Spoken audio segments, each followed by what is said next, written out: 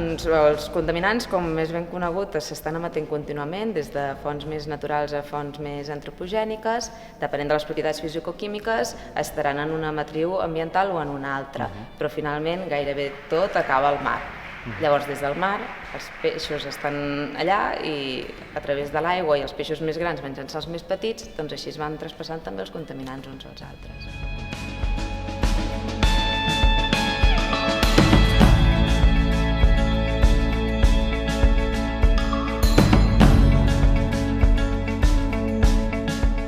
Pel que fa al mercuri, que és un dels elements que normalment desperten més interès quan parlem de peix i contaminants, s'ha utilitzat durant molts anys per la fabricació de termòmetres, interruptors elèctrics i piles, però afortunadament ara ja està prohibit. Però tot i així, el mercuri es continua generant en l'incineració de residus urbans, pel procés de combustió, també de carbó, producció de clor, etc. I també en erupcions volcàniques i també pel que fa a l'erosió de la contingut de mercuri que es pot trobar en roques. Podem estar exposat a través d'inhalació, de la dieta, sobretot del peix, i també a través de l'aigua de l'òrgano. I pel que fa als peixos que vam comprar, els resultats més elevats van ser per la tonyina i l'emperador, cosa que era d'esperar perquè són aquestes espècies depredadores que van bioacumulant i biomagnificant aquest element.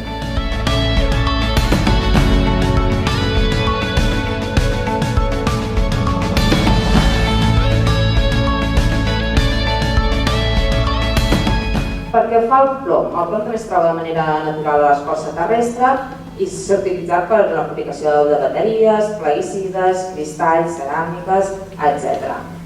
El podem ingerir a través dels aliments i de l'aigua. I un altre cop els resultats més elevats de contingut en plom van ser per la cloïssa i els musclos. El més sensible vindrien a ser els nens, perquè proporcionalment mengen molt més que la població adulta, llavors estan molt més exposats. Un nen que pot tenir 6 anys es pot menjar un lluç i una persona que té 30 o 40 anys també es menjarà la mateixa quantitat de lluç. Però el pes corporal és bastant diferent. Un nen de 7 anys pesa 20 quilos i un adult pesarà bastant més. Llavors, per això és que els nens són els més sensibles, perquè estan més exposats, perquè proporcionalment mengen molt més, i també les dones embarassades, perquè, per exemple, compostos com el metilmercuri pot travessar la placenta i no seria per la dona en si, sinó pel desenvolupament del fetus, perquè podrien haver-hi problemes en el neurodesenvolupament.